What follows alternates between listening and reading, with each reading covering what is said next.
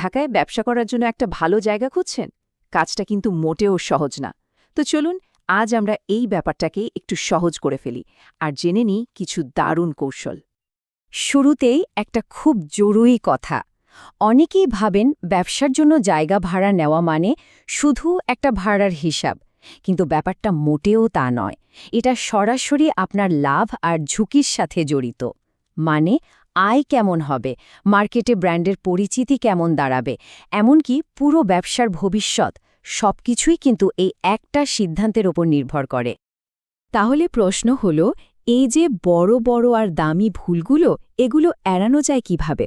এর মূল চাবিকাঠিটা হল সাধারণ খোঁজাখুঁজির বদলে একটা গোছানো পদ্ধতিতে এগোনো। আর ঠিক সেটাই আমরা আজ ধাপে ধাপে শিখব। প্রথমেই বলি, এই পুরো প্রক্রিয়ার প্রথম ধাপটা কিন্তু কোনো জায়গা দেখতে যাওয়ার অনেক আগেই শুরু হয়। সবার আগে নিজেকেই প্রশ্ন করতে হবে, আপনার ব্যবসার জন্য ঠিক কি কি জিনিস দরকার। একদম পরিষ্কার একটা ধারণা থাকা চাই। এর জন্য একটা প্রেমিসিস রিকোয়ারমেন্ট স্কোর কার্ড তৈরি করে নেওয়াটা খুব কাজে দেয়। এই সহজ টুলটা একটা বড় ফাঁদ থেকে বাঁচাবে।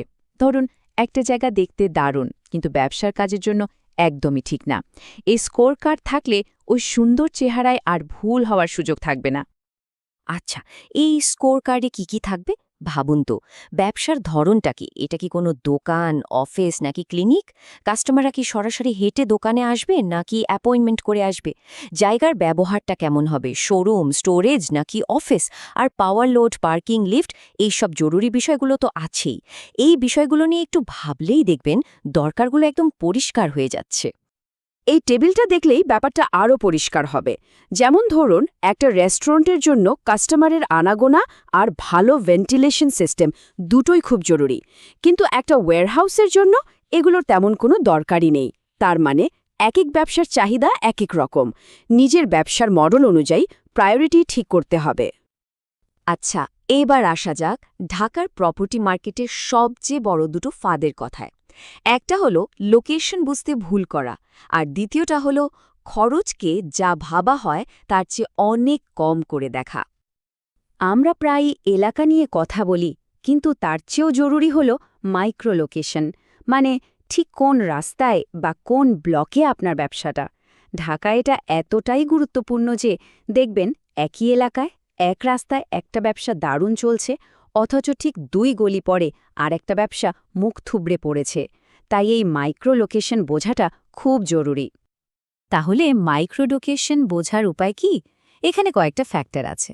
যেমন ওই রাস্তার প্রশস্ততা কেমন, কাস্টমার বা কর্মীদের জন্য পার্কিংয়ের সুবিধা আছে কিনা, ডেলিভারির গাড়ি সহজে ঢুকতে বা বের হতে পারে কিনা, আর আশেপাশের পরিবেশ, নিরাপত্তা, এগুলো তো দেখতেই হবে। মূল কথা হলো শুধু ম্যাপ দেখলে চলবে না, জায়গায় গিয়ে নিজে হেঁটে দেখতে হবে। এবার আসি খরচের কথায়। বিজ্ঞাপনে যে ভাড়াটা দেখেন, ওটা তো স্রেফ একটা শুরু।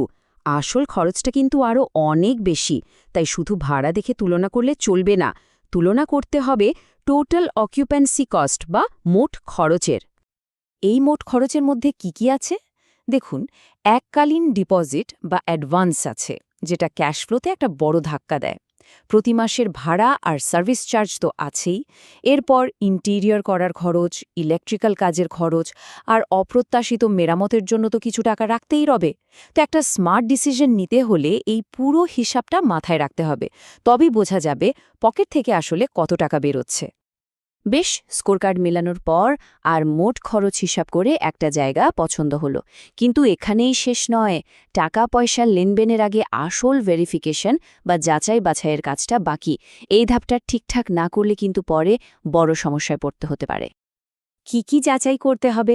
প্রথমত, যার সাথে কথা বলছেন তার কি আইনত ওই জায়গাটা ভাড়া দেবার অধিকার আছে?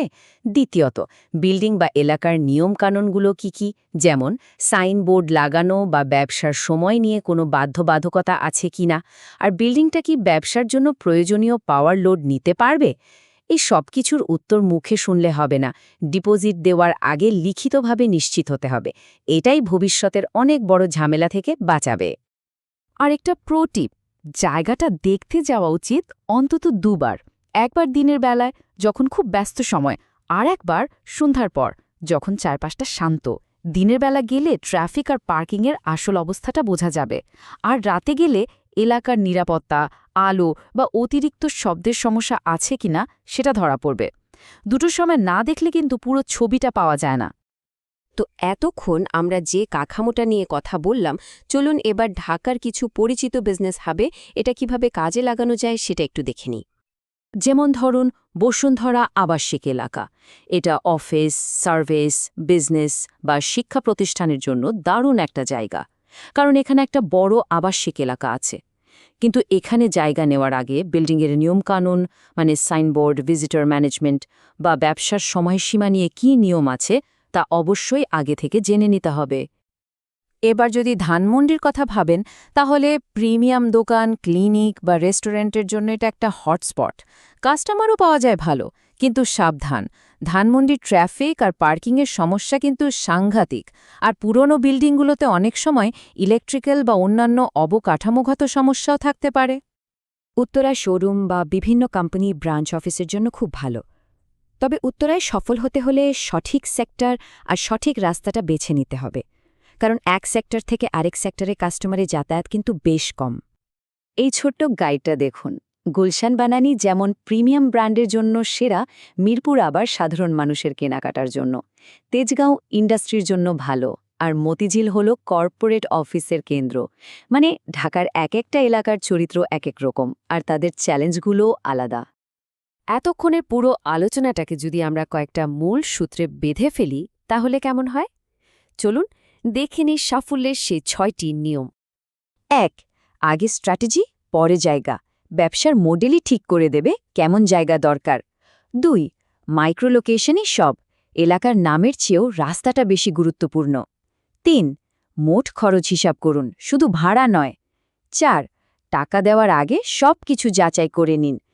৫. দিনে আর রাতে অন্তত ২বার জায়গাটা ভিজিট করুন। আর ৬.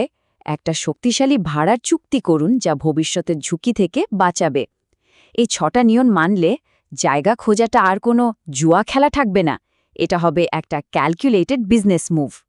তাহলে শেষ প্রশ্নটা হলো, যে জায়গাটা পছন্দ করা হচ্ছে সেটা কি ব্যবসার জন্য একটা সম্পদ হতে চলেছে, নাকি একটা লুকানো বোঝা?